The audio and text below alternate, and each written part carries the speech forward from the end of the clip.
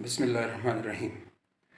آج انشاءاللہ ہم نماز کے بارے میں، نماز کے شرائط کے بارے میں، نماز کی فرضیت کے بارے میں اور نماز کے آداب کے بارے میں اور ہمارے آج کے معاشرے میں لوگ نماز کو کتنی اہمیت دیتے ہیں اور نماز کن حالتوں میں معاف ہے اور نماز کن حالتوں میں بالکل معاف نہیں ہے، یہ ساری وضاحت ہم آج کریں گے۔ قرآن میں اللہ تعالیٰ ارشاد فرماتے ہیں ان الصلاۃ کانت علی المؤمنین کتابا موقوتا، بے شک نماز ہم نے مومنوں پر وقت مقررہ میں فرض کیا ہے۔ وقت مقررہ سے مراد فجر، ظہر، عصر، مغرب، عشاء، یہ 5 ٹائم ہیں۔ اکثر لوگ وقت مقررہ میں آذانوں پر چلتے ہیں، یعنی ان کا خیال یہ ہے کہ جو آذانیں ہوتی ہے یہی وقت مقررہ ہے، حالانکہ یہ غلط ہے۔ آذان عربی زبان کا لفظ ہے، آذان کا مطلب ہے اعلان۔ آذان صرف باجماعت نماز کے لیے ہوتی ہے، آذان عام نمازوں کے لیے نہیں ہوتی۔ کبھی آپ نے دیکھا ہے کہ گھروں میں جو عورتیں نماز پڑھتی ہے تو وہ آذان دیتی ہے، یا کبھی آپ نے دیکھا ہے کہ ایک آدمی سے جب باجماعت نماز چلی جاتی ہے تو وہ پھر اپنی آذان دے کر اپنی نماز پڑھتا ہے؟ کبھی ایسا نہیں ہوتا۔ نماز باجماعت کے لیے آذان دی جاتی ہے اور اس کا مطلب یہی ہوتا ہے حی علی الصلاح، حی علی الفلاح، نماز کی طرف آؤ، کامیابی کی طرف آؤ۔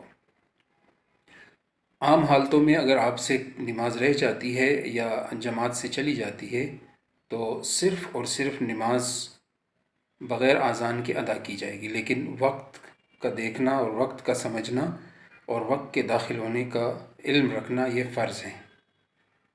آپ کو پتہ ہونا چاہیے کہ اگر آپ نمازی ہیں اور آپ پہ نماز فرض ہے اور آپ کی عمر 15 سال یا اس سے اوپر ہیں تو اب آپ کو یہ 12 چیزیں جو نماز کی ادائیگی کے لیے فرض ہیں، ان کا علم سب سے پہلے جاننا ضروری ہے۔ نمبر 1، جب آپ نماز ادا کرتے ہوں تو آپ کو معلوم ہونا چاہیے کہ جن کپڑوں میں آپ نماز ادا کرتے ہیں ان کے اوپر کوئی نجاست نہ ہو۔ نجاست سے مراد وہ گندگی جو آنکھوں سے نظر آتی ہے، مثلاً چھوٹا یا بڑا پیشاب، اس کے قطرے، کم سے کم 1 روپیہ کا جو سکہ ہوتا ہے اس کے مقدار کے برابر۔ فقہا نے لکھا ہے کہ اگر اس سے اوپر کسی کے کپڑوں پہ داغ پایا گیا اور اس نے اس کو احتیاط نہ برتی تو اس کی نماز نہیں ہوتی۔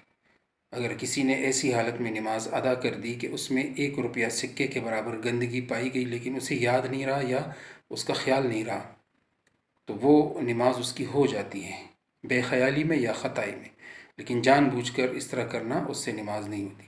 اور اگر بعد میں کسی نے دیکھا نماز ادا کرنے کے بعد کہ اس پہ وہ گندگی پائی گئی تھی تو وہ پھر اس کو دھو کر نماز کا اعادہ یعنی دوبارہ پڑھے، اگر وقت ہو تب۔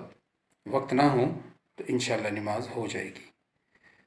تو میرے کہنے کا مطلب ہے کہ ایک تو اس کا خیال رکھیں کہ نماز میں آپ کا کپڑا مکمل طور پر تمام گندگیوں سے صاف۔ بعض اوقات لوگوں کو شکوک و شبہات ہوتے ہیں، پیشاب کے چھوٹے چھوٹے قطرے پیشاب کرنے کے بعد وہ آ جاتے ہیں بعض لوگوں کو، یا بعض اوقات شیطان وسوسے ڈالتے ہیں تو لوگ کہتے ہیں کہ ہمیں یہ خیال رہتا ہے کہ شاید کوئی قطرہ پیشاب کا رہ گیا، یا چلتے ہوئے یا کھڑے ہوتے ہوئے اس کا تھوڑا سا احساس ہوتا ہے کہ جیسے کوئی قطرہ گیا ہو، تو اب وہ دیکھے اگر یقینی طور پر وہ قطرہ ہے یا اس کا اثر ہے تو وہ اس کو دوبارہ استنجا کر کے اس جگہ کو دھو کر اپنا وضو اور نماز دوبارہ پڑھے۔ لیکن اگر کسی کو بیماری ہے قطرہ بہنے کی اور مستند حکیم یا ڈاکٹر کہتا ہے کہ یہ بیماری کچھ دن لے گی تو پھر وہ کوئی کپڑا یا کوئی انڈر ویئر قسم کی چیز پہن کر، اوپر شلوار پہن کر ایک ہی دفعہ استنجا وضو کرے، ایک نماز اس کی ہو جائے گی۔ پھر دوسری نماز کے لیے اسی طرح سے مسح کر کے اپنے انڈر ویئر وغیرہ پر دوبارہ پڑھے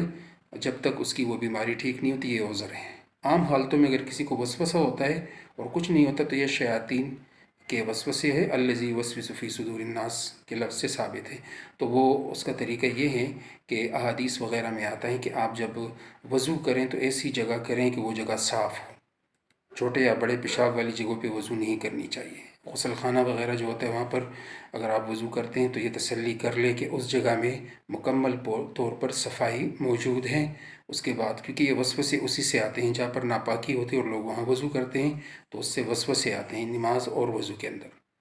تو ایک یہ تسلی کر لیں کہ آپ نماز جب پڑھ رہے ہوں تو آپ کے کپڑے صاف ہوں، اور اسی طرح سے آپ پورے جسم بھی آپ کا گندگی سے صاف ہو، مطلب غسل جنابت وغیرہ سے آپ صاف ہو، اور اسی طرح سے آپ جب نماز کی ادائیگی ادا کرتے ہو تو آپ کو معلوم ہونا چاہیے کہ آپ رو بقبلہ یعنی خانہ کعبہ کا سمت جس طرف ہے وہ صحیح ہے، جس کے لیے آج کل قبلہ نما بھی موجود ہے، اور 90 کے درجے پر علماء نے جو تعین کیا ہوا ہے قبلوں کا جو مشہور ہے، اس حساب سے منہ کرنا وہ ہر ایک نمازی کے لیے فرض ہے۔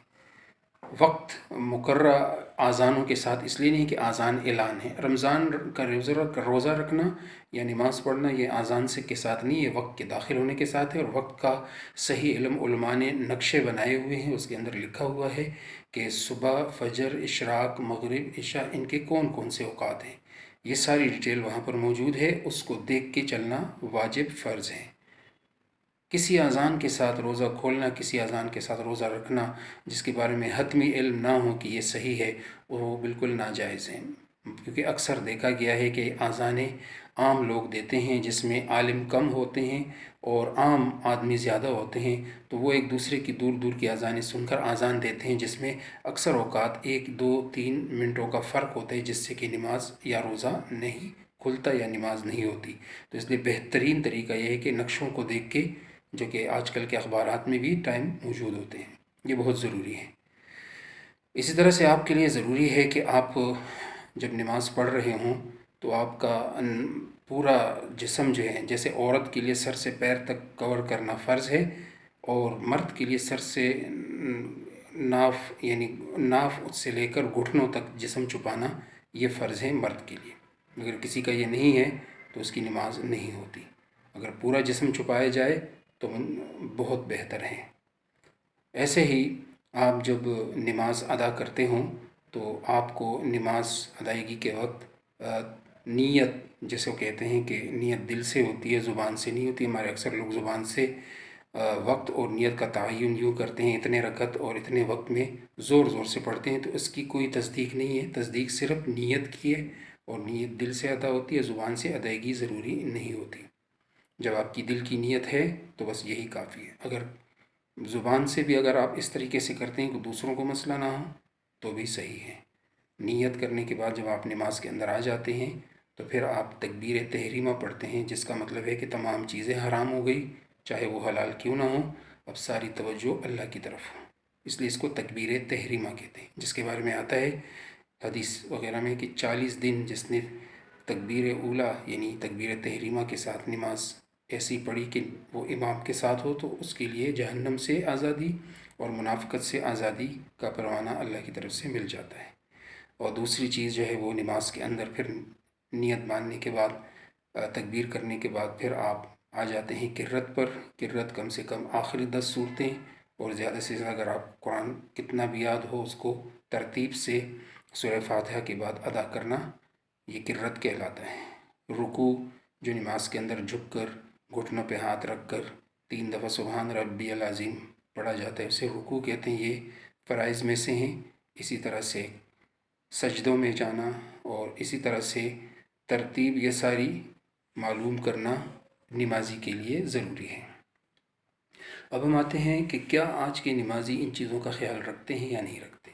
وہ ہر بندے کو خوب پتہ ہے، کیونکہ اکثر نمازیں اس طریقے سے ادا کی جاتی ہے وقت کا ٹال مٹول کر کے، یا کبھی توجہ ہوتی ہے یا کبھی توجہ نہیں ہوتی، جس کی وجہ سے حدیث میں آتا ہے کہ ایسی نماز جس میں توجہ نہ ہو، خشوع خضوع نہ ہو، یعنی اس کے اندر آداب نہ ہو، تو وہ نمازی کے منہ پہ مار دی جاتی ہے۔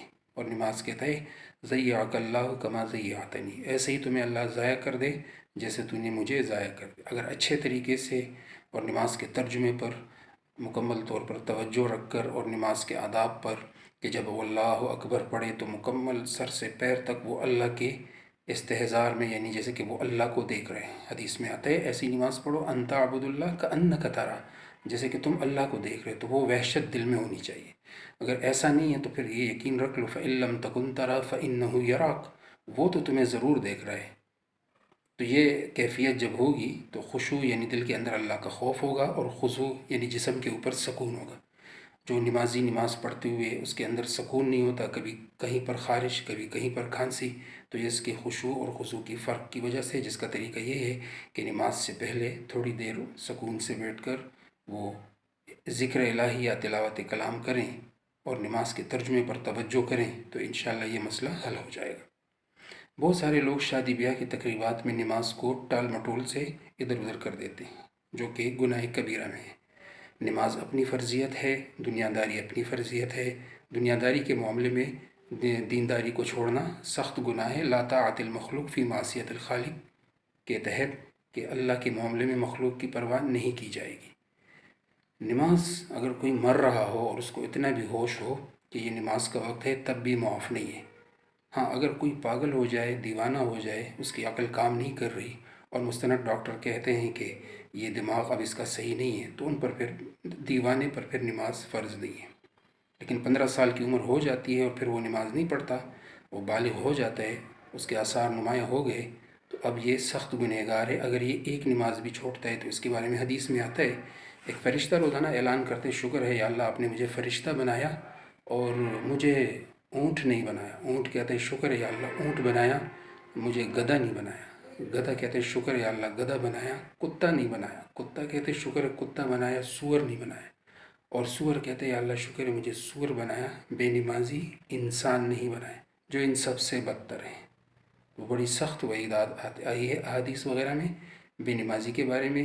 جن گھروں میں ایک یا دو یا کم و زیاد اس میں سے بے نمازی ہو تو ان کے وبال پورے گھرانے پر ہوتی ہے، جیسے کہ حدیث وغیرہ میں روایت سے ثابت ہے۔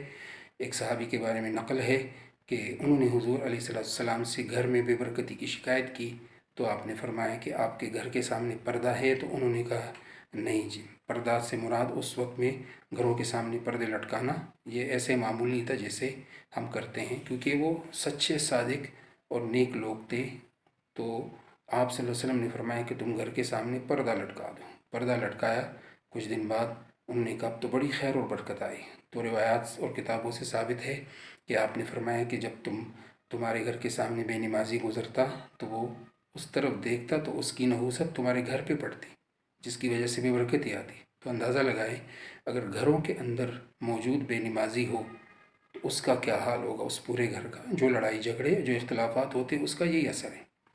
ایسے ہی حدیث میں آتا ہے کہ مرو صبیانکم اذا بلغ 20 اذا بلغ 70، جب بچے 7 سال کے ہو جائیں تو انہیں نماز کا حکم کر دو۔